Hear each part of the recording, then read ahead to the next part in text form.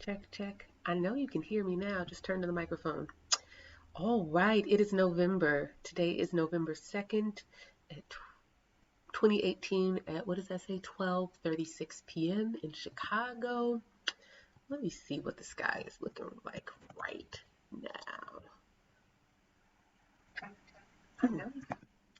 Moon is in Leo, Sagittarius is rising. That's my ascendant, so this time is just really perfect. Um, As you can see on the side of the screen here, I've got a list, a rather short list this month of all of the major configurations and aspects that I will be talking about. But before we get to that thing there, hey Reed, hi Gummy Panda, sounds delicious. Before we get to that, I would like to make a few announcements. First is that 2019 is just a few short weeks away. And the People's Oracle, which is me, Dana, has spent quite a few hours finishing up the 2018 Sidereal Astrology Guide. It's not 2018, 2019 Sidereal Astrology Guide. And some of you have this guide from last year, and last year was my first time doing it. I don't want to say it was thrown together because I spent a lot of time on it, but after a year of just sitting with clients and tweeting and writing about astrology, when I got ready to put together 2019's guide, I really felt like I had a very clear sense of what I wanted this guide to be. And that is that I want it to be functional. I want it to be that you guys don't have to figure out how to use it, that you don't have to wonder what it's for. Um, I spent a lot of time putting together keywords and these fill in the blanks for every single thing that's in the calendar. And it really gives you a cohesive sense of what's happening in your life because you know exactly where to focus and you know exactly what it means.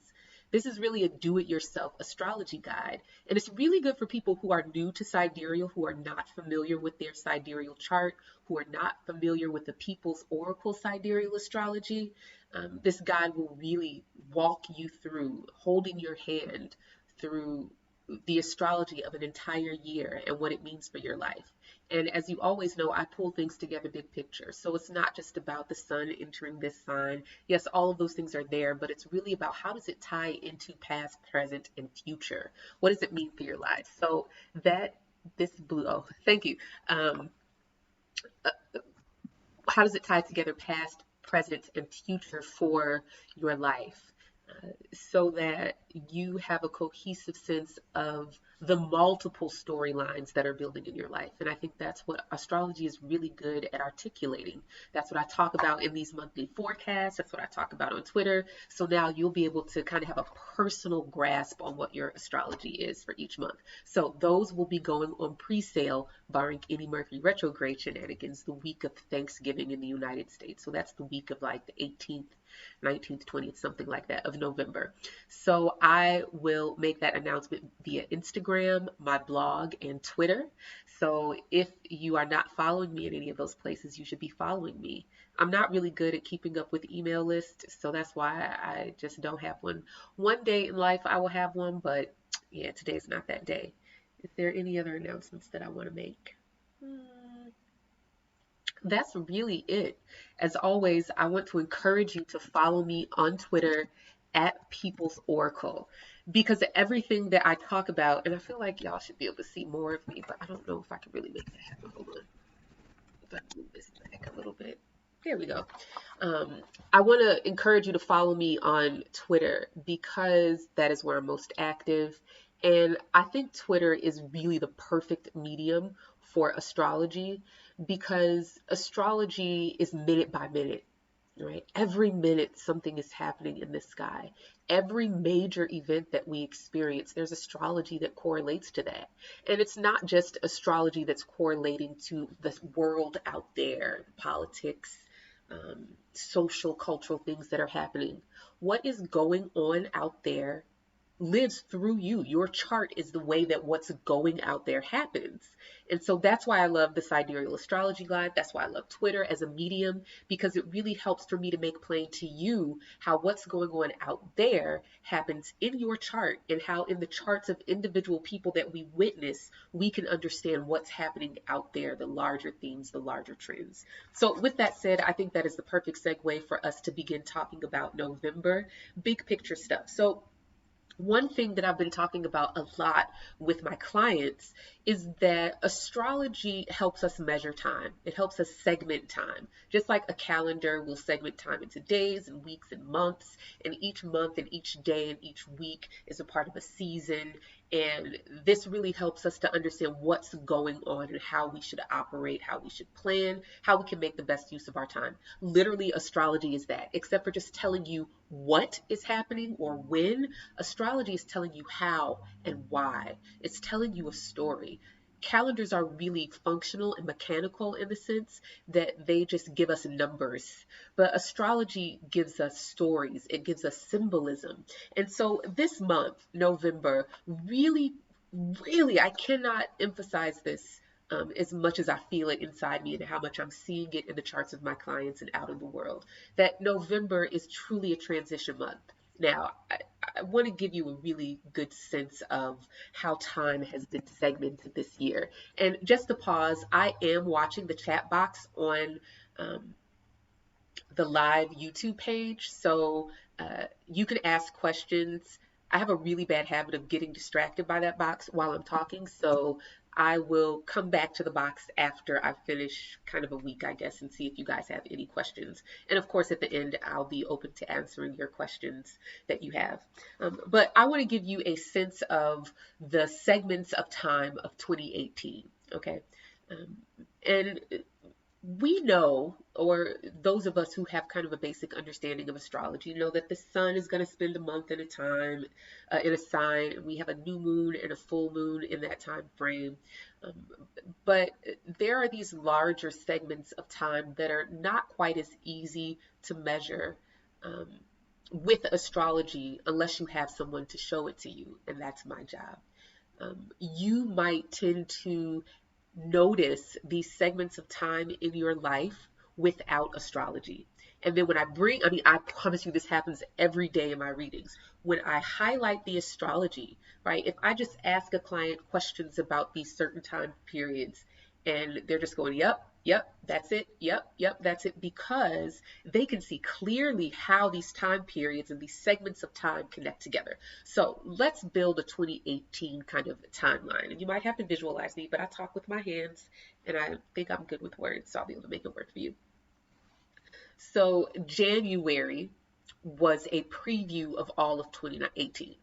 Okay, we came into January, and by the time we got to that eclipse at the end of the month, January 31st, we had gotten a kind of condensed prelude and overview of what pretty much most of 2018 would bring. This is because there were planets transiting through Capricorn, the Sun, Mercury, and Venus, and there was an eclipse, a lunar eclipse in Cancer on the 31st of January that gave us a preview of cardinal convergence. Right now, during that time, Jupiter was slowing down and Jupiter was in Libra, again, giving us this preview of cardinal convergence. Cardinal convergence has been the story of 2018. What are cardinal signs? These are signs that like to make progress, right? They control the progress. They determine how we make progress collectively and in our lives. There are 4 cardinal signs: Aries, Cancer, Libra, and Capricorn. Aries makes progress through the strength of its will, the literal ability to act. Cancer makes progress as kind of a subservience to the body, meaning what does the body need? And that is how I'm going to move. Does the body need shelter? I'm moving that direction. Does the body need food? I'm moving that direction. Does the body need a belonging and a sense of community? I'm going to move that direction. We saw that heavily this summer when planets were transiting through Cancer, highlighting that leg of the cardinal convergence, when the families who were coming here seeking asylum and refuge from the violence in their home countries, again, how are they going to move? They're going to move in the direction of what their body needed, which was a home, shelter, safety. These are all very Cancer things, okay? Then we get to Libra. Libra is an air sign, so this is about ideology, right? And this is about rationality, coming to consensus and coming to an agreement. This is about rules and the law. So Libra makes progress based on what makes the most sense, based on what can be objectively verified by the largest group of people. Generally, that is codified into law and enforced by judges and courts. So again, we have seen the courts play a large role in even this previous story, the Cancer story, how the court said, no, you cannot detain these asylum seekers. You can't build these camps and separate families, right? This is what makes the most sense. This is the principles that we have agreed to, and the rules or the restrictions that were being enforced. We're going to get to that when we get to Capricorn, that word restriction. Those restrictions that were being enforced were contrary to the consensus that we have collectively, which is articulated through the law and courts. Finally, we get to Capricorn, and Capricorn is about regulating, controlling the process and the outcome, allocating resources based on real or perceived limitations, right? So you'll see that each of these signs is making progress based on something different, rooted in something different. To Aries, Libra says, it is not enough that you can do it, right? If everybody did what they had the ability to do, we'd have chaos. There has to be some principle, some rule, some kind of consensus around what you can and cannot do. And this is Libra, right? This is the law. This is courts. This is implicit and explicit agreements, okay? Now, the body has its needs. However, Capricorn reminds us that there are limited resources. Now, those limitations can be real, they can be perceived, or they can be artificial, right? And those artificial limitations or real or perceived limitations determine how can we respond to the needs of the body. So this has been the story of 2018, which we got a preview of in January of this year, January and February. Now, February through April, we had a really mixture of things happening. February into March really closed off the fixed sign eclipse cycle, which were eclipses in Aquarius and Leo that went back to 2015. So that story brought an ending. And then March into April gave us, and I just wrote about this in the 2019 Sidereal Astrology Guide, that March and April of 2018 was mutable madness, and it gave us a preview of the major themes of 2019. Okay, so mutable madness. I'm going to hold off on that because that's not really relevant, to anything that's happening this year. Just to know that mutable signs are Gemini, Virgo, Sagittarius, and Pisces. They tell us what we know, how we know it, what it means, and yeah. All right, so then we get to May. And that's when things really, really, really kick off cardinal convergence. So we take that condensed prelude that we got in January and February, and then we spread that out all the way over May, June, July, August, September, and October. That is 6 months, right? 6 months of cardinal convergence. Now, I've explained to you what the cardinal signs mean. I've talked to you about July, right? July and August when planets were transiting through Cancer. And we got that Cancer leg with eclipses really being a centerpiece. Something else that happened, though, in July was that we got the first eclipse in the Gemini-Sagittarius sign pair. So remember mutable madness from March and April? Now, we didn't get that coming back in July. Well, we did a little bit, but really March and April, July, those mutable pieces are really the big picture for next year, okay? So now Mars enters Capricorn in May, stays there for 6 months. And if you see the very first thing on our list there is that Mars leaves Capricorn and enters Aquarius on November 5th. This is the biggest deal of the year. This is the biggest deal of November, that Mars is finally leaving Capricorn. Now, I'm going to be honest. I enjoy talking about Capricorn. I've got a lot of Capricorn in my chart personally. So the idea of regulating the process and the outcome and really creating structures and logistics for how things are going to be done are my judge. You just let me walk in a room and I'll tell you where it goes, how it should go, and how we're going to do it. Okay, that's just what Capricorn does. Natural consultants, managerial, very good at not only recognizing what resources are at hand, right? So this kind of resourcefulness, but knowing how to use it, right? How to make the best of those resources. So Capricorn has been such a huge focus this year. And I've talked about this with clients. I've talked about this a lot on Twitter, that Capricorn in our charts, wherever that is, and you can go to my website, thepeoplesoracle.com, and at the top there's a link that says sidereal birth chart. It will show you how to cast your sidereal birth chart, and you can find where Capricorn is. But for all of us, I don't even have to look at your chart. Burning the oxygen, excuse me. I don't even have to look at your chart to know that there is some place in your life where you felt that if I could just do this thing in this particular way and get it done, then everything will be fine, right? This idea that if I could just control, if I could regulate the process and the outcome in this particular area of my life, then everything would be great. But the challenge is when we have something like cardinal convergence, which other astrologers might call like a grand cardinal cross. I think cardinal convergence sounds much better personally.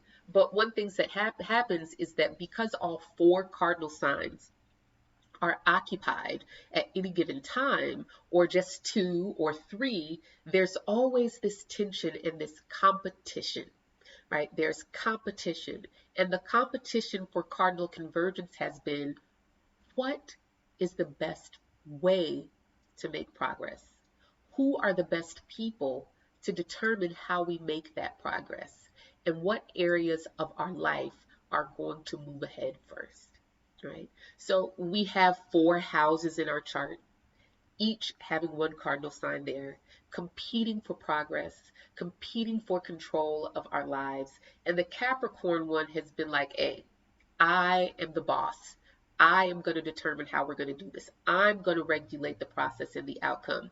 Aries has no choice but to answer to Mars because Mars is the ruler of Aries. It's in control of Aries, and Mars is in Capricorn. So Mars is like, Aries, we're doing it this way.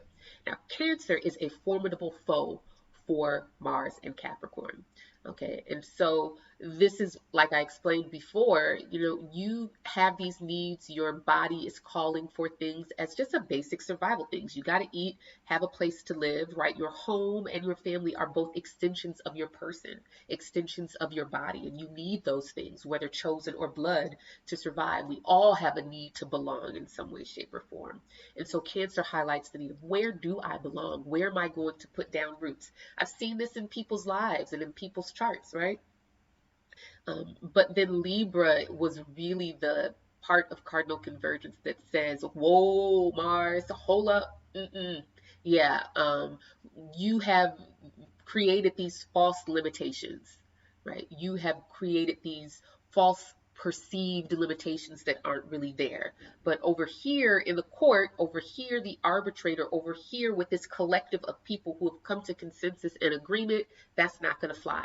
So that longer term thing was the whole Me Too movement, right? The consensus is that women have experienced this thing and we are going to remedy it legally. We are going to petition the courts. We are going to use the system. We are going to appeal to reason, right?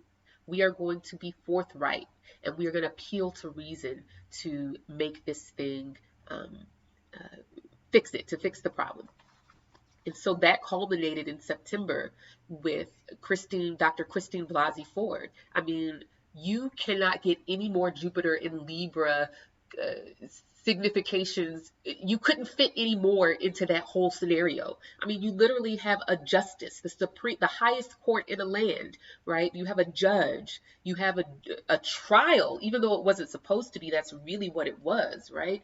You had this woman appealing to reason, appealing to the humanity of these people in order to get them to understand that this is the consensus that we should have, and this is how we should move forward, not with Brett Kavanaugh on the Supreme Court. However, we know how that turned out.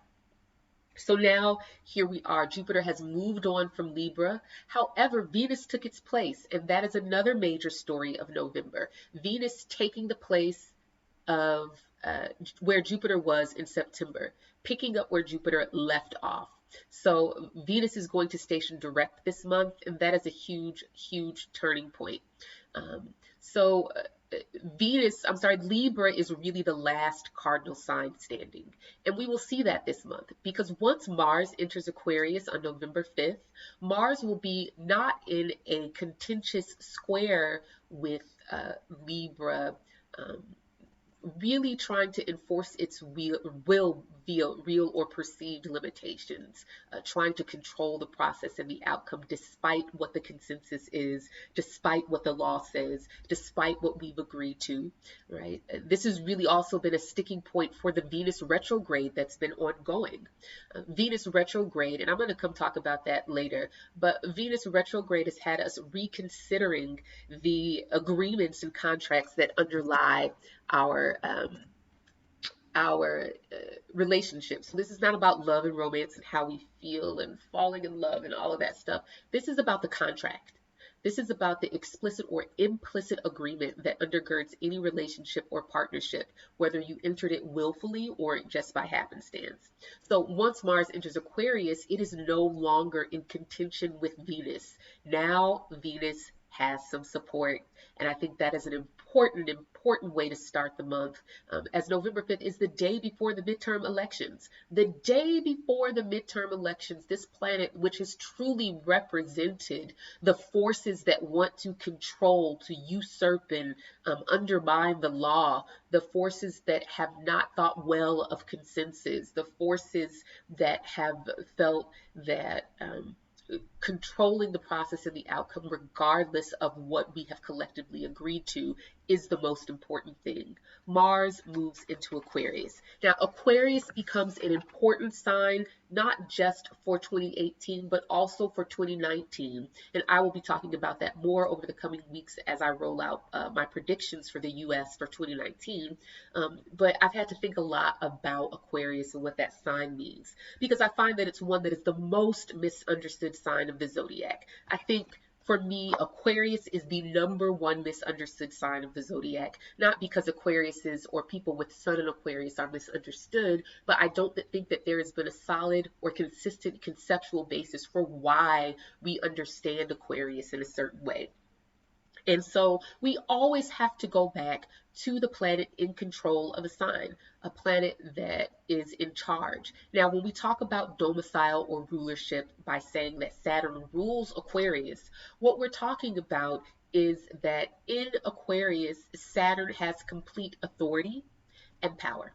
Okay, so authority is about position, right? A position gives one authority. The position of president, CEO, mother, father, teacher, principal, right? Those positions in and of themselves are positions of authority. So that when you have a planet in its own sign, that planet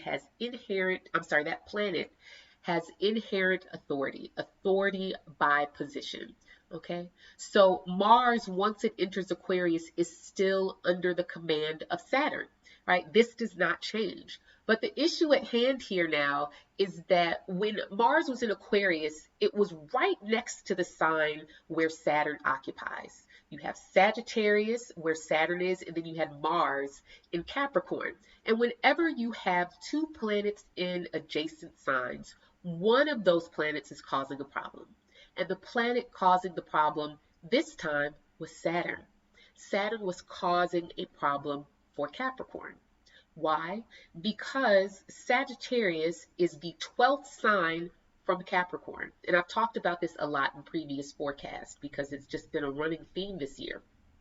But when you have one planet, especially the planet that rules another planet in the 12th sign, so in this case, Mars in Capricorn and Saturn in the 12th sign from Mars in Capricorn in Sagittarius, there's always this sense of undermining, this sense of sabotaging, this sense of feeling foreign, or being in foreign circumstances.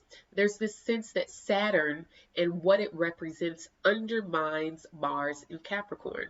So where Capricorn is concerned with regulating the process and the outcome, Capricorn is concerned with what do we have and how does what do we have determine what we do and how we get it done. Sagittarius is about intention and conviction. So it's less concerned with what you're actually doing, it's concerned with why. Capricorn does not care why. Capricorn is like, wow, it's really nice that you believe that. It doesn't matter, this is what we have. But Sagittarius is like, there are ways to get things done that are outside of the purview of what you think you can control. Let me say that again. Sagittarius says to Capricorn, there is a way for things to happen that are outside your perceived limitations, right? So it's saying that I know Capricorn says you only have $5, and so you can only get $5 worth of food. And so there's a process or method that allows you to allocate that $5 in a most useful or efficient way. That's what Capricorn says. But Sagittarius says, you know what? I got $5, but I'm about to get 5 Happy Meals because that's what I want. And it doesn't matter because that money's going to come somewhere, right? I don't have to receive things, and things don't always have to happen in a way that is under my control, right? There are forces beyond my control. There are things bigger than me. There are things outside of me that have an impact on what happens. I'm not in control of those things, and I recognize that, right? So whatever my intention is, whatever my conviction is, I can act on that. I don't have to take limitations into consideration, right? Now, we can get overzealous with Saturn and Sagittarius, right? We can get this big deal of this is the way that it should be because I believe and I've got to convince you that this is the way that it's going to be, right? But once Mars now enters Aquarius, that contentious relationship is over. It's gone. That's another major thing that has dominated this year that gets ushered out on November 5th. Okay. So Aquarius, what is Aquarius? If the Capricorn side of Saturn is about regulating the process and the outcome, that's just some fancy words for control, right? I want to control how we're going to do it and what we're even headed for. Aquarius looks at Capricorn and says, you're not going to control me, right? Aquarius is the sign of personal sovereignty and self-determination. Those are big words, and I keep trying to find other words that are smaller or I think more commonly used rather to describe Aquarius. But those are the words that mean exactly what I'm trying to say. Words mean things, people. So when I talk about Aquarius and I say personal sovereignty and self-determination, that is literally what I mean. Okay, but I can break it down for you. I can make it make more sense, and I can break down the pieces of Mars and Aquarius to that regard. I need some pillows behind me because I'm about to go in. Are you ready? Aquarius, personal sovereignty. Personal sovereignty. Now, there is sovereignty in the sense of a country not being under the governance or rule of another entity or government. For example, when America began the revolution to dismember itself from the British Empire, this was an act of sovereignty, meaning that the United States claimed dominion over itself. Right? Now, this is in opposition to the sign Leo, which is ruled by the sun. And that always represents kings and leaders and powerful people who have dominion over something outside of them. Now, Aquarius, though, again being the sign opposite Leo, is the sign of having dominion over the self. Okay, so this is what sovereignty means, personal sovereignty. It's having dominion, right? Now, dominion is more than just control. Dominion is more than just power. It's more than just having power or control over something. Dominion is about claiming something as your own. So the other piece is possession, right? So a word for Aquarius can be self-possessed, right? So we've explained personal sovereignty as claiming possession, dominion, and authority over the self. So what does it look like, right? What does Aquarius look like as being self-possessed, as having dominion over the self, personal sovereignty? That means that it is not subjected to external rules.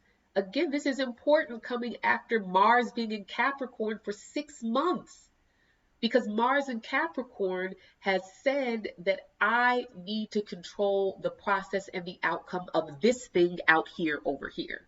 So, for Cancer, they could experience that in a partner, or they could try to do that in their relationship, or Sagittarius, it's their money, right? But for any one of us, that Mars in Capricorn was about controlling the process and the outcome of something out there, okay? Now, Mars being in Aquarius, this is about self-possession, personal sovereignty. Now, let's go to this other word, self-determination. I love this. I love words. I love to know what words mean, and I love to say exactly what I mean. I want to find the precise word to articulate what it is that I mean. Okay, so for self-determination, this is a concept that I have seen used a lot when we talk about Black folks' struggle for liberation in America, right? Because what Black folks has really been up against is that someone or something outside of them, meaning systems of power, right? White supremacy, has determined who and what Black people are. Oh, Black people are lazy, right? Black people are oversexed. Black men are going to rape your wife, right? Black women are going to seduce your husband. Black women are angry, right? Black women are this, and that, right? This is the opposite of self-determination. Structures of power getting to determine what someone or a group of people are, or how they should identify themselves. But Aquarius is self-determination. So this means that you do not get to tell me who I am, who I'm going to be, and who I can become. You don't get to determine my own perception of myself. That's Aquarius. I don't care who you are, right? No one outside of me gets to determine my perception of myself. Now, again, as the sign opposed Leo, right? Leo is about enforcing its own perception on the world around it. Aquarius says, not me. You don't get to tell me how I should see myself. You don't get to tell me how I should see anything in this world. Now, let me give it to you from another angle. Aquarius is part of the triangle, triplicity, or elemental group called air. Each air sign is telling us something about ideas. Okay. So if we start with Gemini, Gemini is just the name we give things. It is the symbol or word that we use to talk about another thing. Now, a symbol or word is not the thing itself. If I say phone, that is not an actual phone, but the symbol means something that when I say phone, you know what I'm talking about without having to see it, right? That is the idea or concept, a symbol standing in place for a thing so that we can communicate about it. That's Gemini. Libra, though, is about consensus. So it's more than just the name. It's saying that we agree that this is what we're going to call this thing. Libra is the sign of consensual reality. Gemini can say, oh, this is the bloogly blue. right? And so now every time you would talk, girl, did you read the new Bloogly Blue? That Bloogly Blue was so good. I'm so mad I got to read this Bloogly Blue for my class, right? Now, you and I decided to name it this thing, right? But once I shared it with you, right, either you can agree or not agree that that's a Bloogly Blue, right? But now when I say Bloogly Blue, you know what I'm talking about. So Libra is this idea of consensual reality, that there is some objective way for us to talk about the world that we live in that is verified, not just because I see it this way or I decided to call it that. There's consensus, we agree, right? Now Aquarius. Aquarius says to Gemini, that is so cute. You called that a Bloogly Blue. And Libra's like, yes, it's a Bloogly Blue. We've agreed that. And Aquarius is like, no, that's a book. And Libra's like, no, but we've all agreed that it's a Bloogly Blue. And Aquarius is like, you don't get to tell me how I'm going to see this and what I'm going to call that, right? So again, this idea of self-determination, it extends to even how one sees the world outside of it. So it's more than just, you don't get to tell me who and what I am. You don't get to determine my own perception of myself, but you also don't get to tell me what's happening out in the world. Now, why is this important? Why would we need this self-determination and personal sovereignty?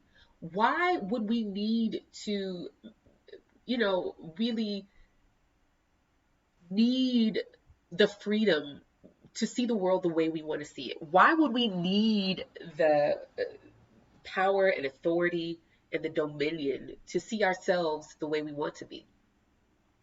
On a very, very, very basic premise, we're talking about what separates humans from other creatures, from mammals, from other animals, right? Humans are animals.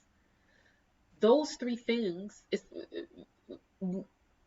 Aquarius really is the thing that is one of the things, rather, that separates us from animals. Libra too, right? Because I was going to say Gemini, but yeah, Gemini too, because while other species might have language, I mean, and like dolphins have this really complex language, so I guess they're not that far.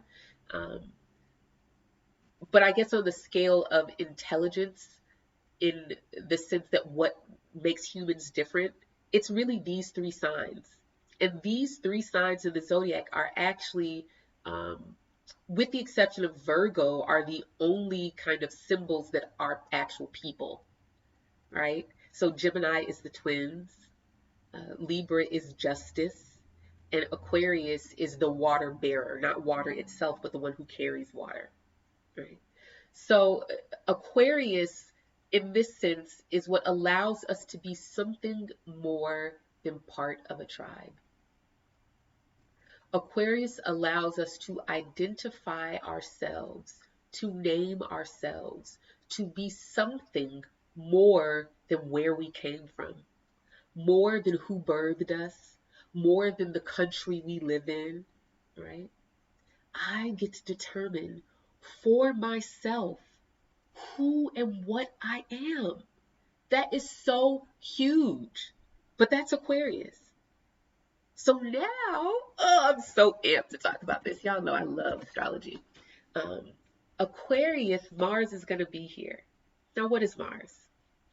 It's not sex. It's not. Mars is the opposite of Venus. Venus says, let us come together and reason. Let us highlight our commonalities, right? We are better together than separate. Mars says, yeah, but your consensus is harmful to me, so I can't roll with you like that, right? Mars says, that is really nice, that's how we should look, that's how we should dress, that's how we should behave, but that's killing me. Either actually, or you are taking away from me my freedom by expecting me to conform, okay? There are two sides to Mars. There's the Aries side, there's the Scorpio side. The Aries side is fire. This is about the ability, literally the physical ability to act. I see a lot of folks with Moon in Aries who are very physically active, barring some other things going on in their life or chart. People who have like a fifth house Aries Moon, Sagittarius rising, that's very, very athletic. But Aries is about the physical ability to move, okay? Scorpio is about the preservation of the physical body, right? So Mars is external, offensive, aggressive. Scorpio is defensive, self-protective, emotional boundaries. I have a right to feel how I feel, and I don't need your permission. I don't need you to agree. I don't need your approval. I don't need you to like it. I don't need to tell you. I don't need you to look at me, right? This is Scorpio. So, woo, Mars and Aquarius. Let's get to the meat of this, because this is, I'm spending so much time talking about this because it's such a dramatic shift. It's such a palpable change that it dominates the month. Okay? So, Mars and Aquarius. If my personal autonomy is under the control of my personal sovereignty. So that means my ability to act in my best interest is subservient to my need for self-possession, right? So this means that um, freedom for me means self-possession. Freedom for me means personal sovereignty. Where am I taking action? Where am I establishing boundaries? These are Mars words. Where am or how am I breaking free or getting my way? That's the big one right there. Mars is breaking free from constraints. Mars is getting my way. So if Mars is in Aquarius, I am breaking free from constraints by exercising personal sovereignty. You don't get to, nope. You can control all of that over there. That's your dominion. But over here, this is my dominion. Okay? Mars is getting its way, right, by self-possession, self-determination. This means that if and only if I choose to subject myself to an authority outside of me, it is my choice. You cannot coerce me. Leo, I don't care that you are the boss. You're not the boss of me, right? Now, the real issue here is that Mars enters into a square with Jupiter, and this occurs on November 19th. So let's move on from Mars and Aquarius. I think that I gave you enough on that. If you have any more questions about Mars and Aquarius, um,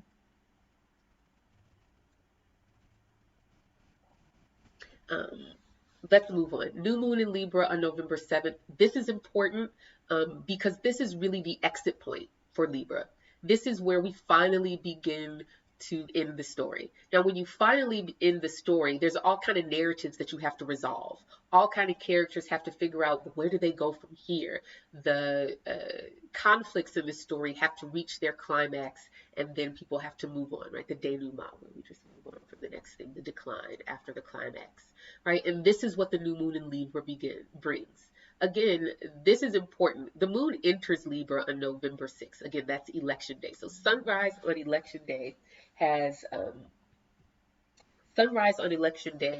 moon, Venus, sun, ascendant all in Libra. Now, I've talked so much about Libra. I've talked about it here today and in other videos. So I think that you should look at my Venus retrograde video, because I talk a lot about Libra there. But 30-second recap. Libra is consensus. What do we agree to? And how do we make that consensus codified into something that everyone has access to and knows? That's through laws. That's through voting. Voting is the Libra thing. It says, let us come together and reason. Let us campaign. Let's debate it out. Let's talk about ideas. Let's talk about principles, right? And Libra says, now, what do you want to do? What do you want to do? And what do you want to do, right? Democracy is Libra, because it says that what we all agree to is how we will proceed. So vote. If you can vote, vote. If you can vote, vote. I don't care about anything else. If you can vote, vote. There are people who cannot for various reasons, but if you can, do it. And that's really the bottom line. We can talk about all kind of voter suppression that is happening, absolutely, and we must continue to work on that. But we must also remember that if you can vote, vote. If you think you can't vote and don't know for sure, find out, right? But this is Libra, and this is so important to Mars and Aquarius in this change in story, because that new moon is receiving a supportive trine from Aries. From Mars. So let's go to November 9th. November 9th, Mars trine Venus. This is where what allows me to get my way and break free from constraints is supporting my need to connect. Venus trine Mars simply means what I like and what allows me to be free are working together. Now, if you have a Venus Mars square in your chart, that means what you like and what you want, Venus, is in conflict with what makes you feel free, so that you're feeling like you have to choose freedom or your desire. You have to choose love or being autonomous. You have to get your way, or you have to subject yourself to the will of other people, right? You have to agree or get your way. There's no gray area. There's no in between. But when Venus is trine Mars, it means that Venus in Libra, making connections via negotiation, reconciliation, and reaching consensus. That's Venus in Libra. Is trine Mars in Aquarius, breaking free and getting my way through personal sovereignty. So that means that you can belong part of the group. You can come to agreements and reach consensus while not giving up your freedom and personal sovereignty. That's a big deal. That's happening around election day, and I'm so excited for what that means. I've talked about this elsewhere, but Venus in Libra, picking up where Jupiter left off in October, when Jupiter left Libra for Scorpio, is really what brings us this blue wave. And Mars entering Aquarius the day before election day is so important, because that means that Venus, women, gets the support that it needs. Right? So that's a big deal. And the moon is in Libra. It just couldn't get any better. It's still vote. Okay, let's move on. Week 3, Sun in Scorpio. Okay, now it's one day, November 16th, Sun enters Scorpio, Mercury stations retrograde, Venus stations direct. Oh my gosh. So that happens, I believe, on a Friday, but really the entirety of that week is what's happening here. So I'm reading your messages. Let me pause. What y'all got? Aquarius says, I carry my emotions. I know how I feel. I define my emotions. The water bearing. Rhea, I actually think the better way to say that is not, I don't define my emotions, but again, I have dominion over my body, not my body. This is in contrast to Cancer. Aquarius and Cancer don't see each other. There's a verse relationship there. So Cancer says that the needs that I have are supreme. Eating, drinking, belonging. And emotions are not just feelings. They are literal physiological things happening in your body that are a response to external stimuli or internal cues. So the growling of the stomach, hunger, anger, fear, all of those things are secondary notifications from our body. The primary thing is the stimulus, right? What is stimulating or triggering fear or anger, right? The body is responding to how it interprets those things. And then Cancer says, this is what I need. Scorpio says that I need to preserve my right to feel those things because they are my self-preservation system. Hunger, fear, sadness, excitement, pleasure, elation. I need to preserve the ability and right to feel those things, because when I do not feel those things, I cannot preserve my body. And so Aquarius, which is an air sign, is saying that the self that is in the mind, consciousness, right? The idea, the mind that thinks, the force behind the eyes, the thing that is seeing, not the sight itself, right? Aquarius says that that's me, and I have dominion over my body. I don't even have to be subjected to my own biological needs. And that's important, because now we are more than just instinctual creatures. We are more than just eat, poop, reproduce, sleep, save my own life. We're more than that. We're more than those watery things. We're more than our biology, right? There's an idea of who and what I am, and I get to determine that. That's Aquarius. Okay. Let me just tell y'all too, I promise you, for like 3 weeks, Every time I would get in my car, every time I had a down moment, I would be in the bed like, I need to really, really figure out how I can communicate about Aquarius. What is the essence of this sign? It's a really difficult sign, and I don't know anyone who articulates it this way, but I feel like that is the most honest interpretation of Aquarius. So, with that being said, let's talk about Scorpio. Mercury starts off the month in Scorpio, and Mercury just says what we're talking about, right? And why we talk. And so in Scorpio, this is to preserve our lives. One of the things that I tweeted about is Mercury in Scorpio means words incite violence, right? This is because Mercury in Scorpio wants to magnify the survival instinct. So you take something like Donald Trump's words in a commercial yesterday, very Mercury in Scorpio, because those are words used to incite fear. Now remember, fear is the secondary response, right? The primary response is something physiological happening in your body. Scorpio and Mercury, right? Fear is the word that we give to that biological response that we have. Okay. Now, I've been tweeting repeatedly and incessantly because you know I like to just hammer things into your mind. Words mean things, right? Big 2019 thing. Okay. Words mean things. So for Mercury in Scorpio, Mercury is the word itself, right? For words to mean things, it says that when I say, or when Trump says, immigrants are going to come in and cause ruckus in this country, right? Those words mean things, right? He is trying to elicit a response. That response is fear, and then he wants people to act on that fear, right? Now, everybody who has Mercury in Scorpio is not doing this thing. He doesn't even have Mercury in Scorpio. He has Moon in Scorpio, but he has Mercury in Gemini. Masterful communicator. He manipulates the entire world with his words. I mean, when you think of a trickster, Mercury the trickster, oh my God, like it's not Gemini Sun, it's Mercury Gemini, right? Big, big, big, big difference. I'll talk about that another time. Anyways, where are we at? We are talking about Mercury in Scorpio. No, we're talking about Scorpio. Oh God. So I just gave a really good interpretation of that when I was just talking about the difference between Aquarius. Scorpio is simple, self-preservation. How do I preserve my life and body? And that's what Jupiter in Scorpio is bringing us. So once the sun enters Scorpio on November 16th, now we have Sun, Mercury, and Jupiter all in Scorpio. Okay. Whenever we get these big chunks of planets in one sign, that is handing off power to another planet. Excuse me, and it's the planet in charge of that sign.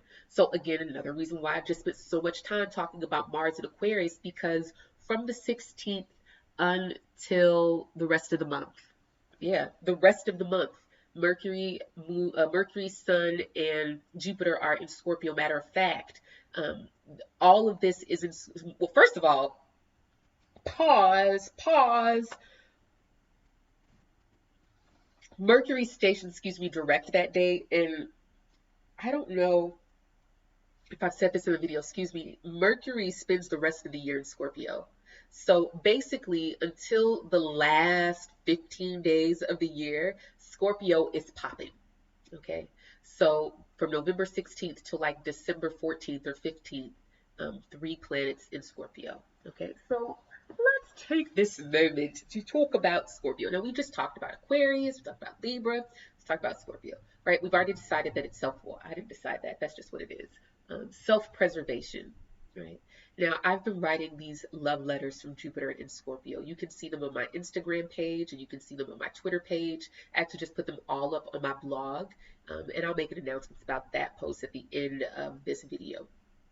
But in these love letters, I want to read them to you. I want to read some of them to you because I think that this is the best way to help you understand what Scorpio is. Okay? Here's the first one. Survival is my birthright as long as the will to live is alive in me. If I have to choose between my life and your feelings, then may my next breath be the bullet that takes you out, right?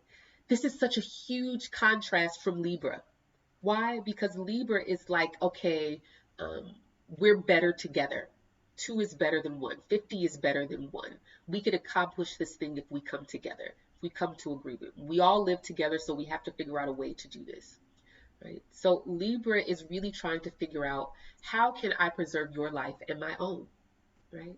But Scorpio says, me caring about your opinion and getting you to agree with me is killing me. And so I can no longer prioritize your opinion and your feelings. And if I have to choose, if it comes down to that, then the very fact that I'm alive and not choosing you, right? The very fact that I'm taking a breath means that I'm choosing myself. So you got to fend for yourself. I can't save you and me. Okay?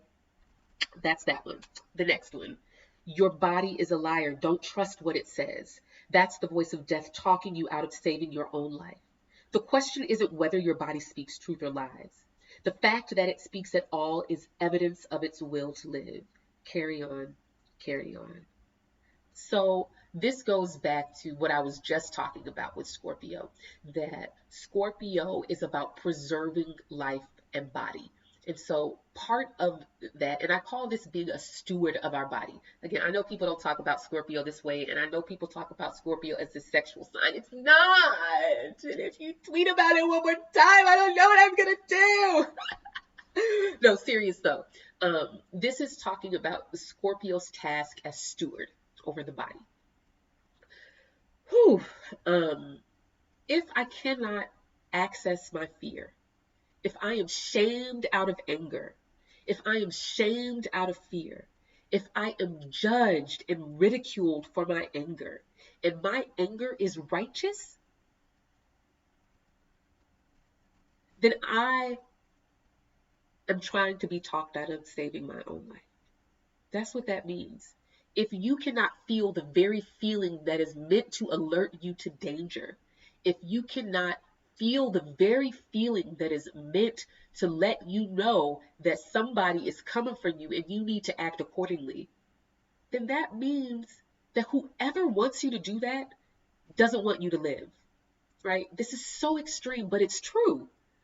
When I talk about these things, I think of going back to that whole thing of self-determination, right? That I get to say who I am. You don't get to tell me who I am.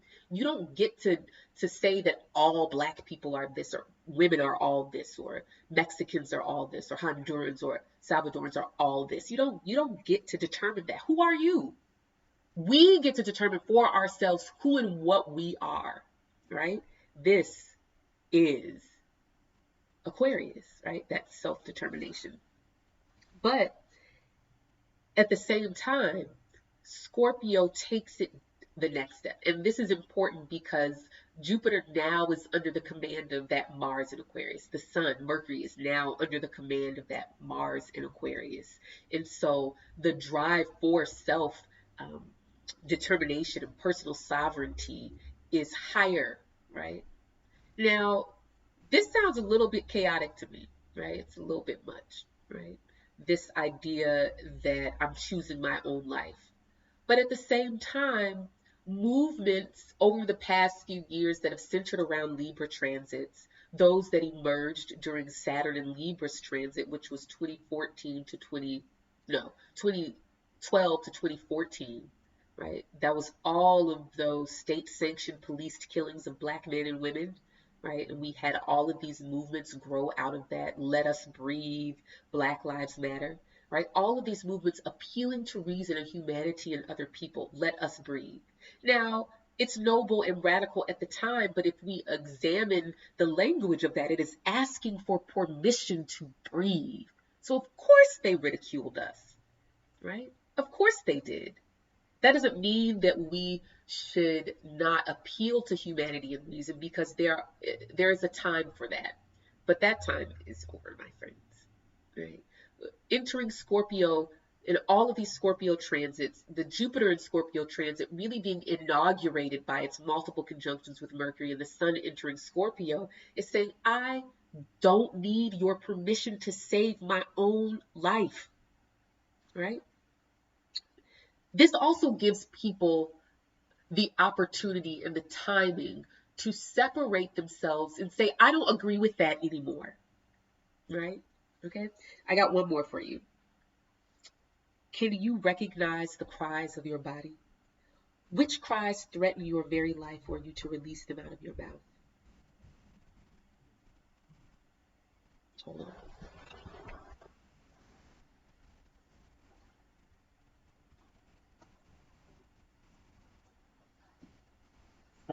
I think somebody was going to come and interrupt my video, so I had to lock the door so they wouldn't. Okay. Which cries threaten your very life for you to release them out of your mouth? Which ones were so often ignored that you gave up on the expectation of them ever being met? Find your body's voice. Let it sing again. It's time.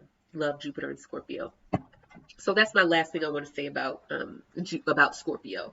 Um, that Scorpio teaches us to not silence the parts of us that make other people uncomfortable.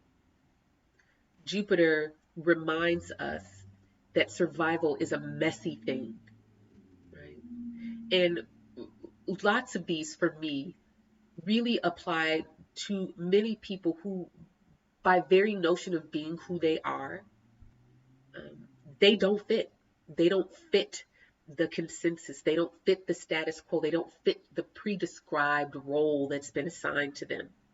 So I'm talking about trans folks, I'm talking about LGBTQ folks, non-binary people, right? Women who aren't married, women who choose not to have children, women who can't have children, the disabled, right? All of these people, by merely being who they are and living in their truth, are making other people uncomfortable. Now, Taurus wants you to conform. And Taurus wants you to look the part and fit in. They want you to dress like a girl, dress like a boy, do a boy's job, do a girl's job. They want you to fit right into the role. And there's a time and place for that, but that's not for everybody. And for some people, that means death. That means silencing who they are, right? So when I talk about choosing your life and recognizing that the fact that you're still alive means the will to live is still in you. It's still living and breathing through you. And being a steward of that means that, you know what, I can do this, right? I can be myself. I can live. I can honor my own survival truth. But this last one is a lot more difficult. And when I posted that on Twitter, I realized that it could be kind of triggering for people because we don't recognize that when we are shamed out of a need, when we are shamed out of a feeling, when we are neglected, when needs of ours are neglected by the people we trust to meet them, sometimes those needs go silent. They lie dormant. They don't speak. So we say things like, I don't need attachment. I don't want to be attached to anybody, right? I don't want to deal with the discomfort and the possibility of loss and hurt that comes with attaching to people, right? So you decide that you don't need people. You don't need love. You don't need to belong, right? If your family of origin has neglected you or ostracized you because you don't fit in and conform into the little box that they want you to be in, right? You decide you don't need family, right? But those needs are real. And just because they can't accept you for who you are doesn't mean nobody will. Just because you have not found where you belong doesn't mean you never will. But the first step is honoring that that need is real, right? The first step is finding your voice again, finding the voice in your body that says, you want to be loved, you want to belong, you want to feel safe, you want to experience pleasure, right? Those things get silenced because we get shamed or abused out of them, right? And this is where I enter to say therapy, professionals who can help you. I mean, gosh, this is the kind of work that Jupiter and Scorpio is about for me and how I understand astrology. It's deep and heavy stuff, but it's very clear that it's what our society needs right now. That we have expected the humanity in people to honor the humanity in us. We have expected for the rationality and reason that makes humans so different than animals to reign supreme. Yet and still, that's not what has happened. So now we have to find that voice again. And that's really what all of these Scorpio planets are about. Now, um, Venus stationing direct. Okay, Venus in this video is just going to be long. Y'all got to do with me. I didn't do a video last month, so y'all missed me anyway.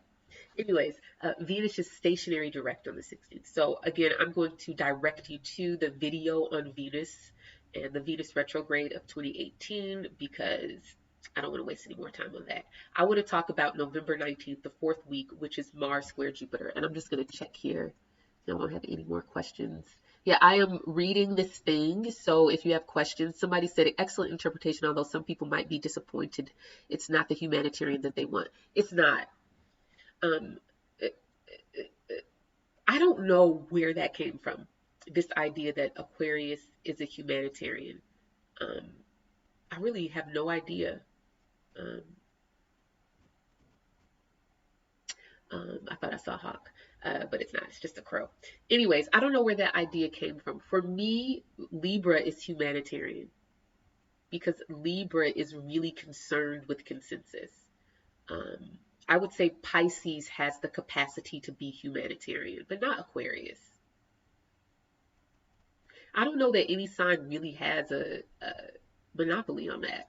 I don't know.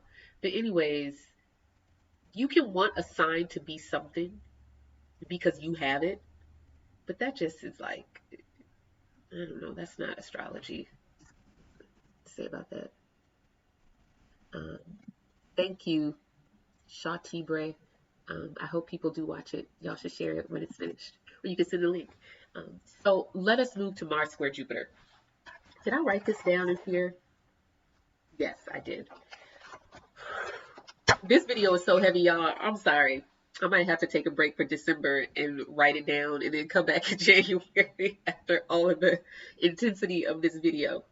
Yeah, so on the 19th, Mars squares Jupiter.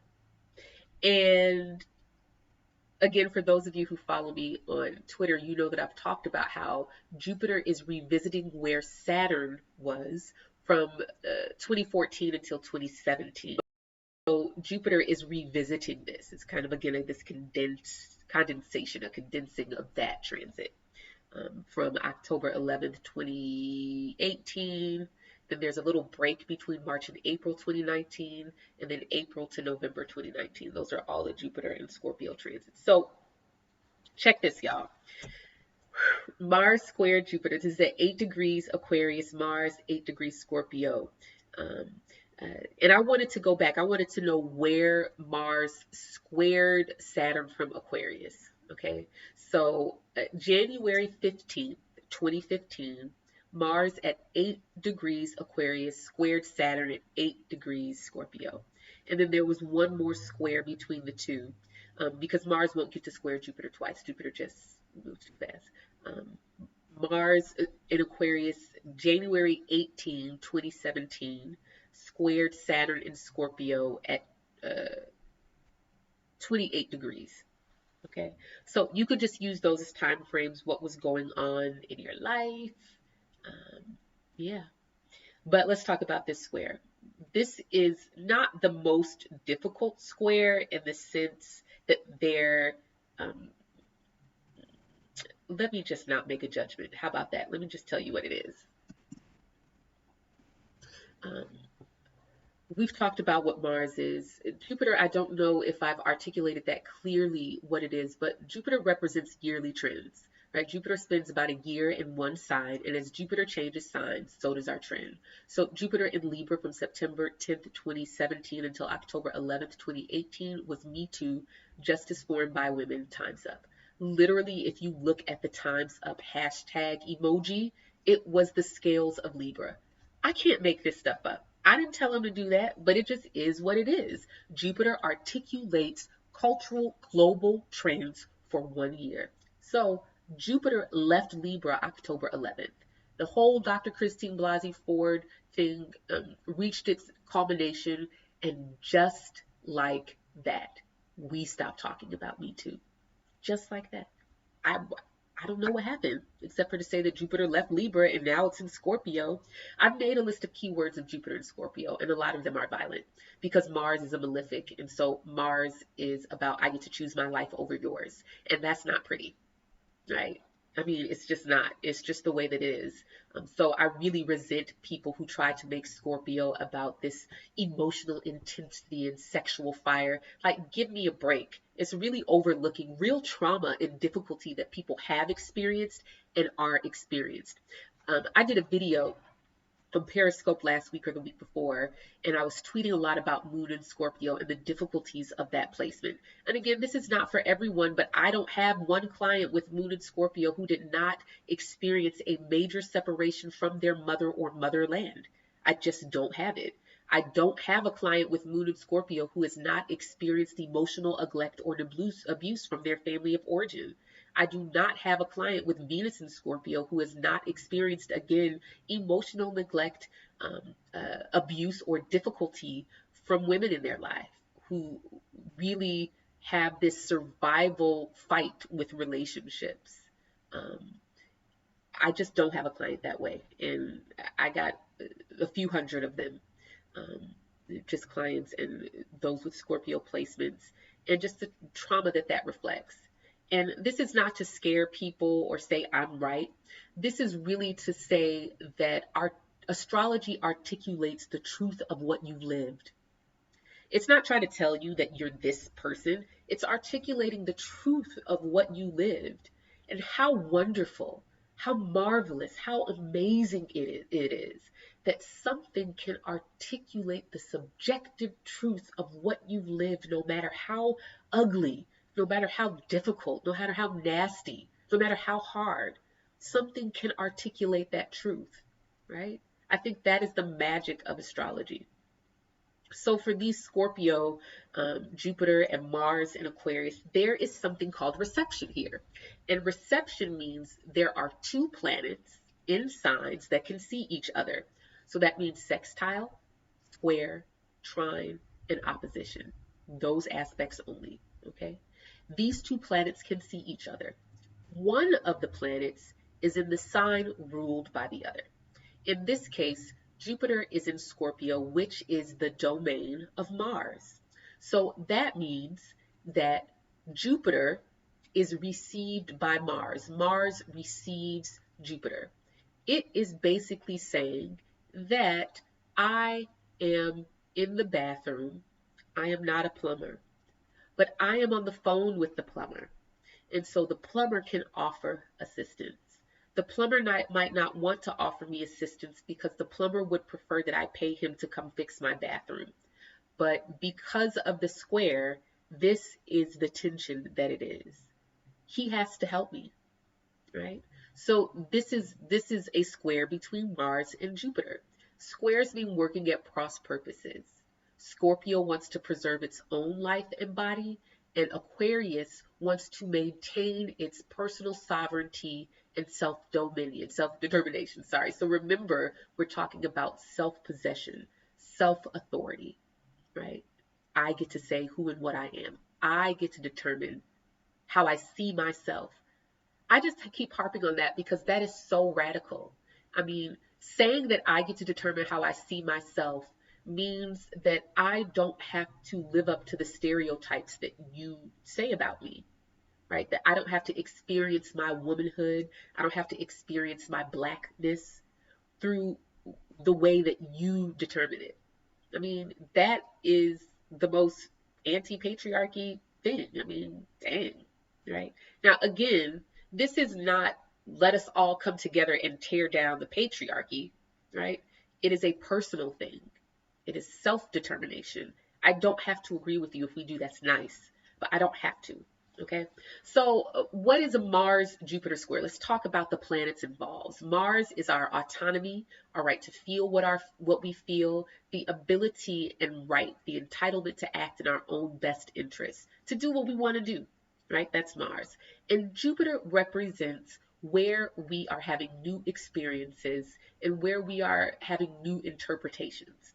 So Jupiter natally tells us how the lens through which we interpret our experiences.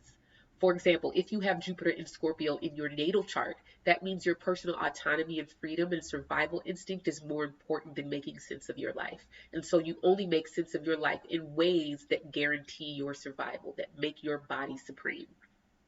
Okay.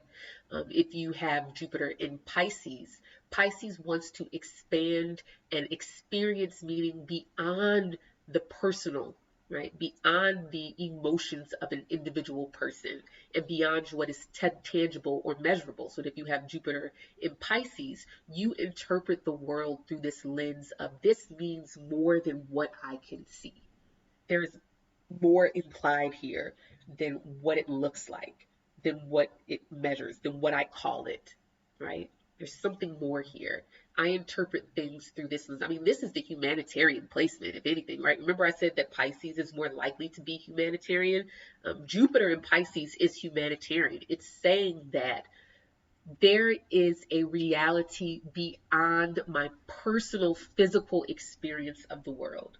So if you feel fear looking at this thing and I feel joy looking at this thing, I can look at your fear and say, oh man, I can feel how you feel that. That's Pisces. Okay. So Jupiter is telling us, what's the story? How are we interpreting things? If we were in Libra, we were looking at everything through the lens of what is justice. What does it look like for women? Right? How do women interpret this? Right? So we saw all these women running for office and winning primaries. This is not a coincidence. I mean, I told you, our astrology articulates this thing.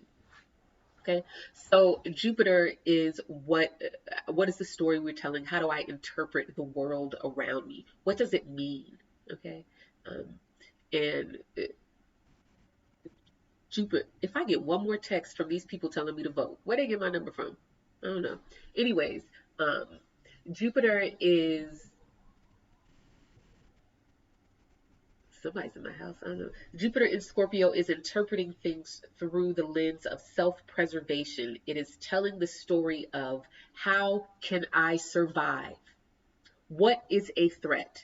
Is this a threat? Was it a threat? Is it still a threat? What does it mean that it's a threat? How do I interpret this threat? How do I respond to this threat? What does this threat say about the way that my world works? What does the threat say about what is possible for me?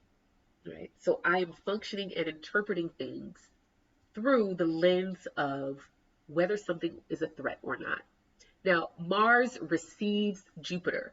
Mars lends some of its power to Jupiter. In Aquarius, it's a weird thing because the square is one of contention, right? Who gets to preserve, right? Who gets to have control? Who gets to be on top? Is it personal sovereignty and self-determination, or is it the survival instinct? Is it the idea of who and what you are, or your lived physical reality? Which one lives, right? Which one, right? So I almost feel like in some way this articulates, do I choose being a woman or do I choose being black? Right? That's what that feels like to me. Do I choose being American or do I choose being a millennial? Do I choose being white or do I choose being a woman? Do I choose being a man or do I choose being a Christian? Do I choose being Hindu or do I choose being American? Right? Which one am I? Right? And this is that square, but Mars is on top. Right? So that self-determination, the designation that I give myself, the name that I give myself, that is who I am. And that's what wins. Okay. So this is a difficult square because Mars and Jupiter, you know, personally, if you have like a Jupiter transiting square to your natal Mars, this is, you know, your ambitions, your drive, your autonomy, what you want to do, how you want to act, like the action that you want to take, and the opportunities being presented to you being incongruous. Where if you have a trine from Jupiter to your natal Mars or a conjunction to your Mars, this is opportunity meeting ambition. And so this is opportunity and possibility being in a square with ambition, with drive, with your physical autonomy. Okay, let's wrap this up. Week 4, we've got a full moon in Taurus. 50 fixed signs are getting real busy here because now we have Sun in Scorpio, Mars in Aquarius, and Jupiter in, what do we say? Sun in Taurus. No, Sun in Sun, Mercury, Jupiter in Scorpio, Mars in Aquarius, and Venus in Libra. I mean, oh Lord, help me. Sun, Mercury, Jupiter in Scorpio, Moon in Taurus, and Mars in Aquarius. There we go. 3 out of 4 fixed signs. So again, I spent a lot of time talking about cardinal convergence. We've got this fixed sign thing. Now, I tweeted this and I want to say it here. The end of 2018 is where 2015, 2016, and 2017 come together and work that ish out. Okay, what's the problem that's laid on the table? We about to make this thing right on today, right? And part of that is this fixed sign stuff, which really dominated 2015, 16, and 17. We had Jupiter transiting Leo during that time. We had eclipses in Aquarius and Leo. We had Saturn in Scorpio. We had a Mars retrograde in Scorpio, right? All the fixed signs, 2015, 16, and 17. Now, at the end of 2018, it is time to make it right. Okay, it is time to figure this thing out. And this full moon is a really big part of that. So be thinking about those years and what the dominant themes were, but also really think about how 2017 has really been like a shift from that narrative that dominated, especially say 2016. Okay, how did that shift? Now, what has come back around? That's really the story of the full moon. We've got a Mercury square Mars, which is repeating what Jupiter did, right? Jupiter is transiting right where Mars was. Is that right? Mercury is, excuse me, transiting right where, wait a minute, what am I trying to say? Right, I said it right the first time. Jupiter in Scorpio, now Mercury in Scorpio squaring Mars. So again, that Aquarius Scorpio story gets highlighted again. Having to choose the driving force for your preservation. That's really the heart of that. Then the last of the month, we have got this second of 3 Mercury retrograde, or Mercury in Scorpio conjunct Jupiter. This is again one of those end of year defining aspects. As I've said before, Mercury is in Scorpio until the end of the year. So yeah, I don't really know what to say about that, but I haven't already said. But the conjunction between Mercury and Jupiter, this is the second of 3. So it's kind of this ongoing story. Mercury is what we say and Jupiter is what we mean, right? Mercury is what is heard and Jupiter is what we understood. Okay, so a Mercury-Jupiter conjunction is a cohesive, I said what I meant, right? I mean, that's Mercury conjunct Jupiter, and I meant what I said, and you heard what I said, and you know what I meant too, right? That's Mercury conjunct Jupiter. So can you see the application of that in real time, like right now? Like, don't try to tell me that you didn't say what you just said, because I heard you, and you know what you said, and I know what you meant, and so do you, so don't, right? That's really the energy of this Mercury-Jupiter conjunction. And it's also, again, putting Mars in the boss position. Mars is boss this month. It has some competition from Venus, especially the stationary directive Venus on the 16th. Stationary is always a gaper's delay. Stop, look, and listen. Huh? What did you say, Venus? What? But at the same time, Mercury stops and looks and bugs like, wait, what did you say, Mercury? Right? So we've got that whole thing going on. That's going to be a banner week, the third week where the Sun enters Scorpio, Mercury stations retrograde, and Venus stations direct in Libra. The end of the month is the second of 3 conjunctions with Mercury and Jupiter. And that's all I have to say about that. I want to spend maybe 5 or 10 minutes answering your questions. Do you have a question? You can type it into the chat in the window. I'm going to be looking. While you are typing your questions, I want to tell you about this thing, and let me see if I can make the graphic come up. I'm going to take this off, and let me see. It's probably going to come up real big because I haven't sized it, but y'all are just going to be so patient and kind and understanding because that's what you are.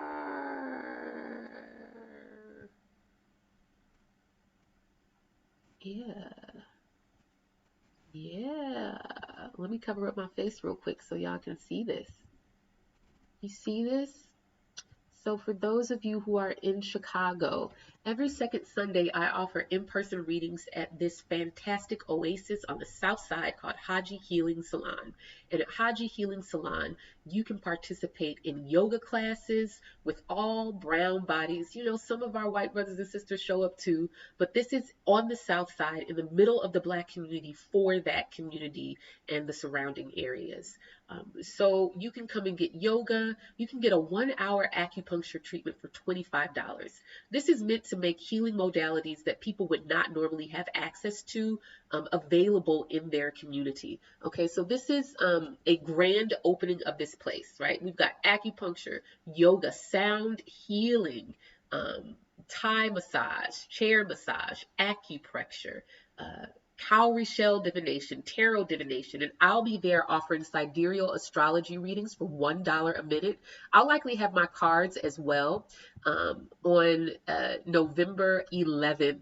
2018. So you should come out. That blog post is up on my blog, giving you details about really how this fits into the Jupiter and Scorpio theme for me personally. And the reason why I say that is because for marginalized communities, self-care is radical. Having access to healing modalities that can make your quality of life better is radical because there is a systemic oppressive regime that wants to take that from you. Black women are dying from childbirth at a rate that is third world, but they have classes here helping Black women through pregnancy. Okay, these are the kinds of things that we're doing at Haji Healing Salon. So join me on November 11th. It's a 12-hour bonanza. Most of the stuff is free. You can have food and drinks and classes and seminars, learning about Haji, learning about the healing modalities. Come get some acupuncture. Come get a massage. All of the Haji tribe is going to be there helping out and really introducing you to the work that we've been doing.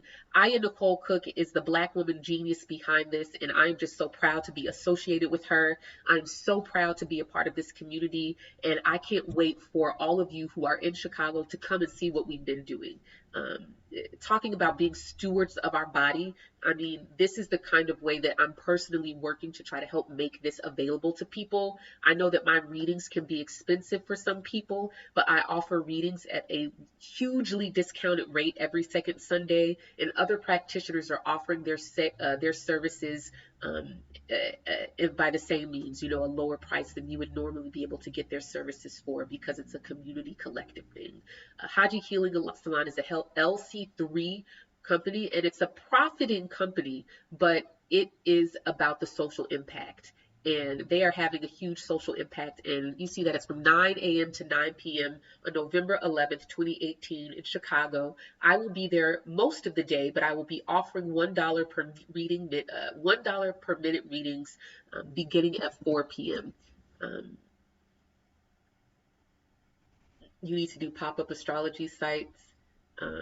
I cannot tell you what Mars and Aquarius means for each sign and house. I just do not have time for that. But if you want to ask about your particular rising sign, then I can answer that. I would love to come to other cities and teach astrology and do workshops and all of that stuff. Right now, I don't have the time to make that happen and to put energy there. But if anyone wants to help me, if anyone wants to bring me to their city, if anyone has a group, if anybody wants to throw a party at their house and have me come and talk about astrology, then I am more than excited to do that. And I would love to work something out. So there's that. I'll give it a few more minutes if anyone else has any questions. So Mars in Aquarius for Virgo rising. So Mars is leaving your fifth house of love, sex, pleasure, creativity, any progeny, whether that is, or offspring rather, whether that is biological, intellectual, or creative. So you may have found yourself focusing on regulating a particular child in your life. You may have found yourself trying to create some creative discipline for yourself if I could just get this project done, if I can just make this thing happen in my fifth house, right? That's what it's been for Virgo rising. But now that Mars is moving into Aquarius, this is your sixth house of your work duties, your job responsibilities and obligations, both personally and professionally. Mars in the sixth house can mean that you change jobs. It means that you can take on a particular project that is arduous and difficult. It can mean that co-workers might defect, or you may have conflict with co-workers or people who are subordinate to you, so employees. Um, Mars in the sixth house can also bring health issues. So if you have a chronic issue for your health, Mars can bring flare-ups for that. So it's a admonishment to be mindful of any habits that may exacerbate existing health issues, and watch out for um, uh, things that may flare that up.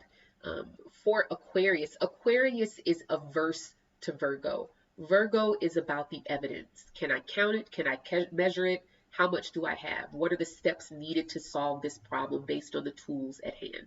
Right? What tools do I need? How can I make this tool work? Virgo is about the mechanics and function and the calculations or tools required to solve a problem. Very much about what can be touched and held. But Aquarius is about self-determination. And so that is really uncomfortable for Virgo, because Virgo lives in this world of what you see is what you get. And Aquarius is like, So you might find yourself wanting a new position or pushing back against job responsibilities that are not in your description for Virgo rising. Jupiter will be transiting my fifth house of Cancer. Are you Cancer sidereal, y'all? I gotta remind y'all, I don't take for granted that people remember that I do sidereal. So I hope you're talking about your sidereal Cancer rising. Jupiter in the fifth house. Again, children, love, sex, pleasure, creativity, opportunities to create something new or materialize something new whenever you're having a Jupiter transiting the fifth house, especially, for water signs or any signs. If you do not want to conceive a child, then you should use the appropriate means to not conceive a child, whatever works best for you. Jupiter in the fifth house can mean increased contact with children, changes in the life of your children, etc. Jupiter also is revisiting where Saturn was. So difficulties that may have come along with Saturn's transit in your fifth house, difficulties with children, conceiving children. If you have issues with your heart, your back, or your spine, Jupiter may be bringing opportunities to resolve that health issue, as well as rectifying things with your children or any creative projects that you might have. If you are not a creative person, this may mean that you just have some reason to be in contact with children. For Leo rising, Mars is transiting. Well, first of all, congratulations on Mars leaving your sixth house. I've talked about this before. For Leo rising, that Mars and Capricorn transit was the worst. I will take two more of these kinds of questions. So if there are two more people who want to ask about a personal transit for them, then put it in the thing. But for Leo rising, congratulations on surviving Mars and Capricorn. For so many people, this has meant coworkers have quit, leaving my Leo rising clients with an undue burden on their work, taking on more responsibilities. It has meant conflict at work with coworkers or via, Rhea, I already did you, girl. Somebody else, or I don't mean to call you girl because you might not want to be called girl, but person, Rhea. But yeah, Mars and Capricorn was difficult for Leo rising. So Aquarius. Now, Brittany, I know your chart, so I could be a little bit more specific here just because I know it's going to be trining some other air sign placements that you have. So in general, this bodes well for the houses in your chart that have Venus ruled signs on them. So your 10th house of mother and your 3rd house of siblings.